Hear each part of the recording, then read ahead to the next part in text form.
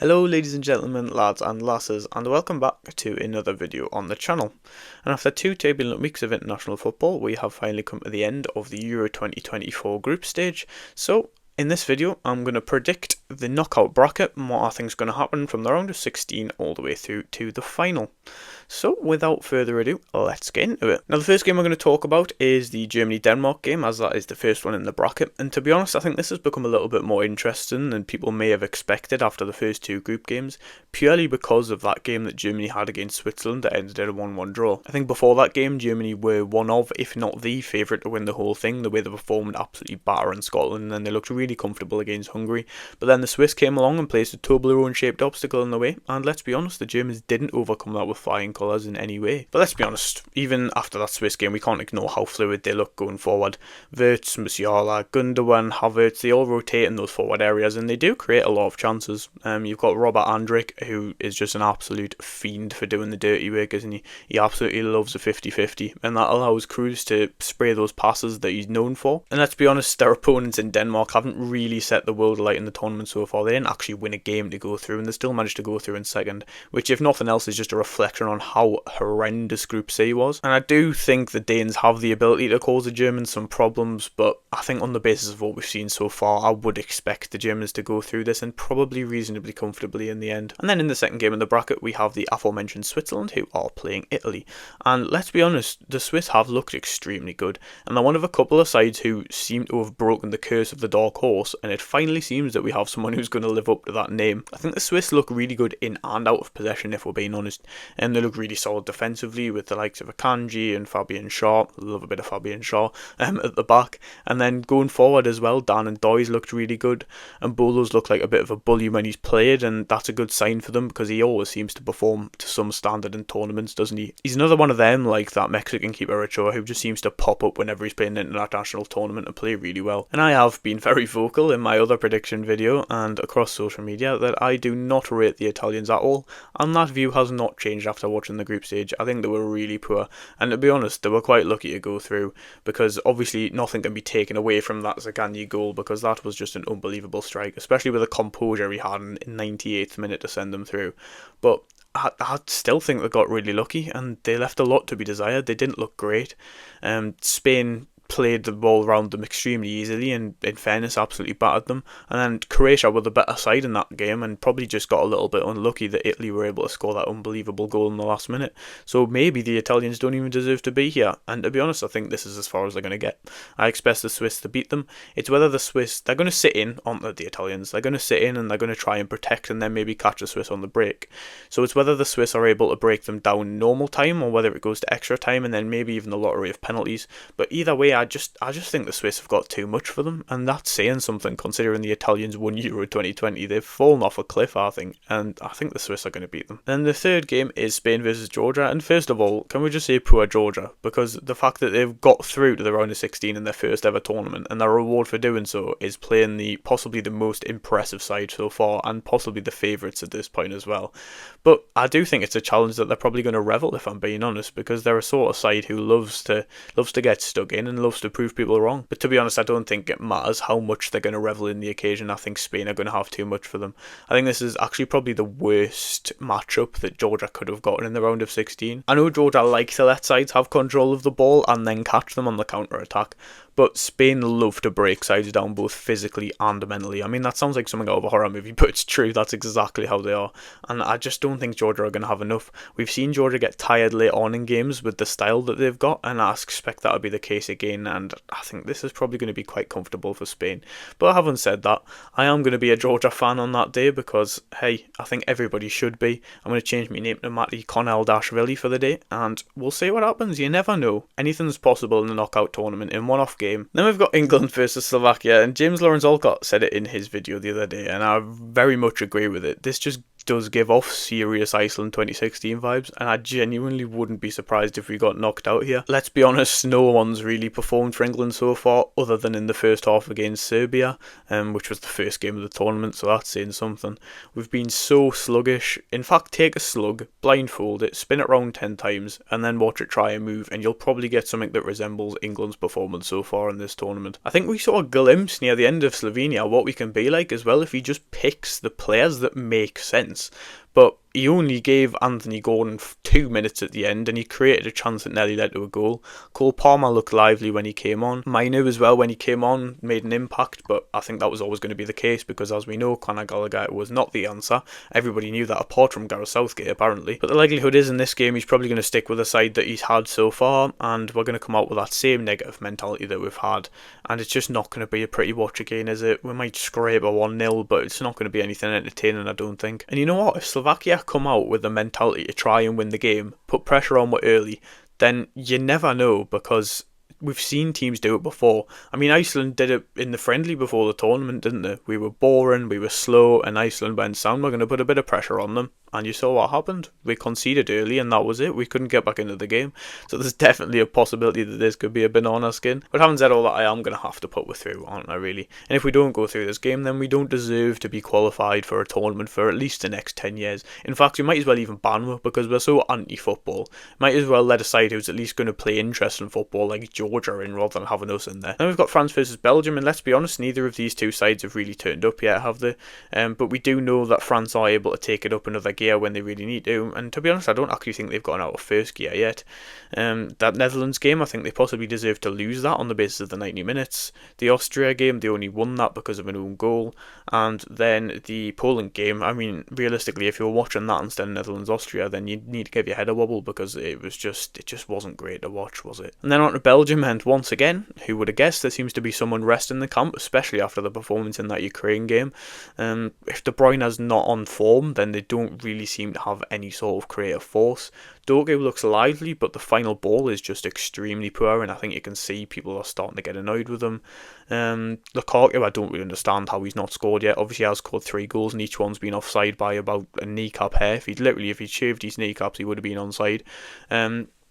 And if you've got him to be top scorer at the Euros, or even just Belgium top scorer, you'd be absolutely fuming at this point, because the bloke, he's just kind of finished his dinner, can he? I wouldn't be shocked to see Carrasco start on this game for Belgium, because I think he looked like a bit of a bright spark when he did come on in that last game, albeit he is extremely lightweight, isn't he? I mean, did you see that dive he did? There was literally nobody anywhere near him, and he still fell over like a sack of potatoes. But if Belgium can pull all of those working parts that we've talked about into one machine, then I wouldn't be surprised if they caused France problems, especially if France aren't able to up the levels that we've seen so far, because they have been poor. But having said that, I do think France's ability going forward is probably what will take them over the line here, because Belgium don't look great defensively, and I do think teams are going to be able to get at them.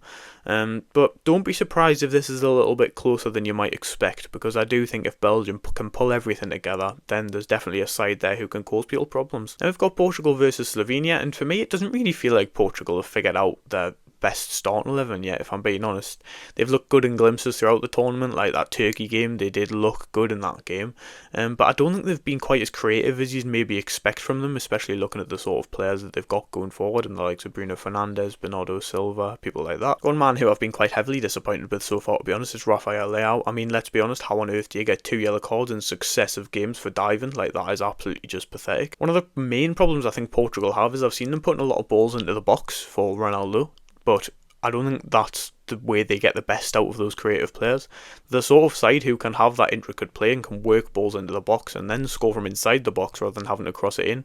And I wonder whether Ronaldo's actually been a little bit of a hindrance to them. I'm not saying he's played badly, but I just don't see the draw to having him playing up there when you could have maybe a more dynamic striker who can bring those more technical players into the game. But although I do have concerns about the Portugal side, they are playing a Slovenia side who once again qualified from that absolutely horrendous Group C. I'll keep going on about it because it was the most boring group by far. And yes, I'm not saying they've not done extremely well to get here, because again, looking at that group on paper, that's an extremely difficult group for them, and they did play well and managed to get those 3 draws in those games, especially that draw against England. I thought they were decent in that game, to be honest. Obviously England were really, really poor, but again, I don't think Slovenia really allowed them to get going. I think Slovenia did look decent during that game, so I wouldn't be surprised if they did cause Portugal problems. But I do expect that we're going to see a much improved Portugal side, and I think they will have too much Slovenia and probably go through in the end. Now on to Romania and Netherlands, and I predicted the Netherlands to win the whole tournament. I'm not going to lie, looking at it from right now, I'm not feeling the most confident I've been about the prediction,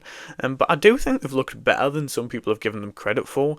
They were the better side in that France game, I thought. I actually think that game wasn't as good as people expected, purely because the Netherlands came out thinking that France were going to offer more, and then when France didn't offer more, the Netherlands were a little bit confused, I think, and they were like, well, I'm not really sure what to do now, but I do think they probably deserved to win that game on the basis of the 90 minutes. And yes, they did look poor during that Austria game at times, but then again, Austria are a really good side. We can't underestimate how good they've been, and I know Austria are getting all the plaudits for that game, but let's be honest, that was only 3-2. It wasn't exactly a walkover, and with the Netherlands playing poorly, if the Netherlands can get everything going in the right direction, then there's definitely a chance for them to win the whole thing, I think. And let's be honest, it is a big if they can get everything pulling in the right direction, because defensively they've been really poor, and I think that's probably where you'd expect them to be best, looking at the players they've got in there, the likes of Van Dijk and De Vrij, but they've really flattered to deceive in that defensive area and looked shaky at times. And then going into the midfield unit, that's looked poor as well. You've got Jurdy Schouten and Joey Veerman. Let's not even start talking about Joey Veerman, because I put him in my predictions as a player to watch, and he has been absolutely awful, hasn't he? He got taken off in the 33rd minute because of how poor he was the other day. So yeah, that's a bit of a howler from me. But yeah, I do think there's signs that if they can click, then they're going to have a really good outfit going forward, and I do still expect them to go deep. They're playing a Romania side who have caused teams lots of problems so far. Obviously they did really well to beat Ukraine 3-0 and then ended up top on the group, possibly the weirdest Euros group of all time, by the way. But they did also lose reasonably comfortably to Belgium in the first game against a bigger nation, and obviously we've already talked about Belgium. They're not a side who's really got going yet, and they haven't looked very good, so I think the fact that they got beat reasonably easily might just prove that their quality is just not quite up to the standard to compete with that top level. And I think the Netherlands are going to win. But do keep an eye out for this game, because there's definitely a possibility that Romania could spring an upset if things get off to a bad start for the Netherlands and the Romanians are able to put pressure on them early. But I think the Netherlands are going to have too much overall, and I think they should get through this one probably reasonably comfortably as well. And then we've got Austria, Turkey, and hey, this one could be the game to watch from the round of 16. If we think about Austria, obviously they won that group with France and the Netherlands and Poland in it, and let's be honest, they looked extremely convincing as well. They've played possibly two of the best teams in the tournament, and they only lost to France by an own goal, as previously mentioned, and then they managed to beat the Netherlands in what was a really good game of football. They look extremely well balanced, they're good defensively, they've got a really good shape, they know when to put pressure on the opposition. That pressing system, teams don't really seem to know what to do with that. We saw that in both of the games against Netherlands and France, and they just look really well balanced, and I can't see how a side's going to beat them. I genuinely don't know what the game plan would be for someone to go out and actually beat this side. And then on the opposing side of the pitch, we have the Turks, who, let's be honest, have also been really good. They won 2 out of their 3 games. Obviously, they lost that game 3-0 to Portugal, and they did leave a lot to be desired in that game. Scored one of the worst own goals you will ever see in an international tournament. Not even just an international tournament, to be fair, in all of football. That was a really bad own goal. But yeah, they have looked good. They beat the Czechs. Obviously, that maybe wasn't as comfortable as it should have been, especially with the Czechs getting a man sent off. But then again, there was a lot at stake in that game. Nerves playing into it. Obviously, the Czechs aren't going to back off even when they've gone down to 10 men, so I don't think we can read too much into that result. And then although Georgia did cause them problems, they overcame that test really well. And let's be honest, we've seen other sides flounder under that pressure, such as Portugal, who managed to lose 2-0, albeit with a rotated side. But yeah, I do think this game could be a lot closer than people are giving the Turks credit for, because they have looked really good so far. And let's be honest, they've scored some of the goals of the tournament. Mert Mulder with an absolute technical wonder strike, and then Arda Güler's just stuck one top bins from 25 yards to announce himself on the international stage. But I am going to put Austria through, because I think they've just shown too much in this tournament so far, and I think at the end of the day, Turkey aren't going to be able to keep up with that intensity that they have. And then we've got Spain versus Germany, and let's be honest, this could be the final, couldn't it? They've been really impressive, both of these sides so far, probably the two most impressive teams in the tournament. Nagelsmann is a manager who often likes to play a gegenpressing system, so I think it's going to be interesting to see whether he does that in this game against Spain, because we've seen how comfortable and technical Spain are on the ball, to the point where they never look like they're going to lose it, really. So if Germany do play that high press, it's going to be very interesting to see whether Spain are able to play through that. And then on the flip side, I think it'll also be very interesting to see how Spain cope defensively, because I don't think we've really seen them struggle that much so far. Obviously their group had Italy, Albania and Croatia, and none of those sides really troubled them, but Croatia did get gaps when they did go forward, so I do think it's going to be interesting, because Germany have some extremely good attacking talent, as we've seen. I hope we don't see both of these sides just cancel each other out and play it really cautious. I don't expect it to, because Germany are so free flowing going forward, so it's definitely going to be an interesting game, and I'm really looking forward to this one. Then we've got Portugal versus France, and we've talked about how both of these two have been a little bit slow during the group stage, and maybe not what you'd expect, so this is going to come down to who can up the level first. They've both got extremely good creative players, and we've not really seen that yet from either of them, so I think it's going to come down to who can get those creative players firing first, and whoever can do that is probably going to win this game. But we've seen this France side turn it on before in the later stages of a tournament, and I think we'll probably see that again. I think Portugal will stick to a similar sort of play style, trying to get crosses in the box for Ronaldo, and I think Saliba will be able to handle that reasonably well. And then I think going the other way, France are going to have too much creative ability for Portugal, and I think France will win. And then we've got a repeat of that extremely good game we saw in the group stages in Netherlands-Austria. The Netherlands are going to beat Austria in this game. They're going to learn from their mistakes in the first game. They're going to be more intense, because in that first game they dropped off way too much, and that is ultimately what cost them, because Austria were able to gain control of the game. But I think the Netherlands have the players to be able to take the game and take the intensity to Austria, and if they do that, then I think the Netherlands are going to beat Austria. This could go either way, so don't be surprised if you do see Austria win this game and then go into the final. And then we've got England-Switzerland, and I really don't like this game for England. Again, this is the same side of the draw as the Netherlands-Austria, and I think this could go either way as well, England versus Switzerland. I'd really like to put England through, but if I'm going to do this based on what I genuinely think is going to happen, then I think the Swiss might get the better of it. I think whether England get through this game or not ultimately comes down to how well we play in that Slovakia game. If we pick it up a level and we show that we can rise to the occasion, then I do think we can go through, but the Swiss have just looked really good, and I think it's a big occasion. The Swiss have put pressure on Germany and managed to get a draw out of that game, and we've looked a lot worse than Germany have.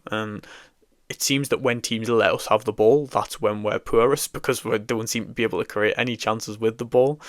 Switzerland, we've seen sit into that shape and catch teams on the counter, and I think that's something that England might really struggle to counteract. So with that being said, I am going to put Switzerland through ahead of England.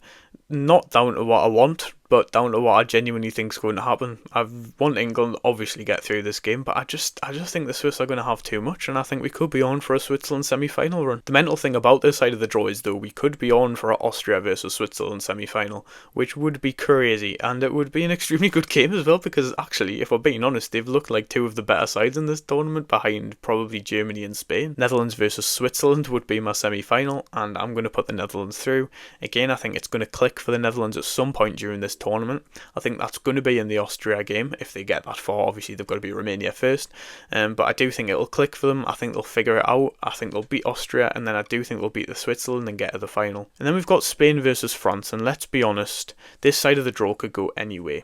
The quarterfinals, we've got Spain, Germany, Portugal and France, and it just really depends who turns up on the day from these four sides, because they're probably the four favourites for the whole tournament, and any of them could get to the final. I've gone for a Spain-France semi-final, and again, it's another one that could go either way. If we go based off who's been the best so far in the tournament, then it's going to be Spain, isn't it? But as we've seen, I'm going to say it again, I'm going to keep saying it, France are able to turn it on in those later stages. There's just something about this Spain side so far that I've just really enjoyed watching. Again, we've not seen them play like a top side yet so far. The group wasn't amazing in the end, and it looked like it was going to be a difficult group, but I don't think it really turned out that way. But maybe that's because of the way Spain played. Maybe Spain didn't allow it to be a difficult group, and actually, in fact, I think that's probably the case. That midfield units looked extremely good. Pedri's looked really good. Fabian Ruiz has been absolutely unbelievable so far, and out wide I think is where the Spanish could win this game against France. We've seen France's fullbacks like to go forward, especially Theo Hernandez, And that's why I think that we could see another extremely fearless performance from Spain's wingers. I think Spain might win this, so I'm going to put Spain in the final. I'm going to do it. And we've got Spain versus Netherlands, and this isn't a final that I don't think many people are going to have. I've already said the Netherlands are going to win it. I said it in my first Euro 2024 predictions, my overall one.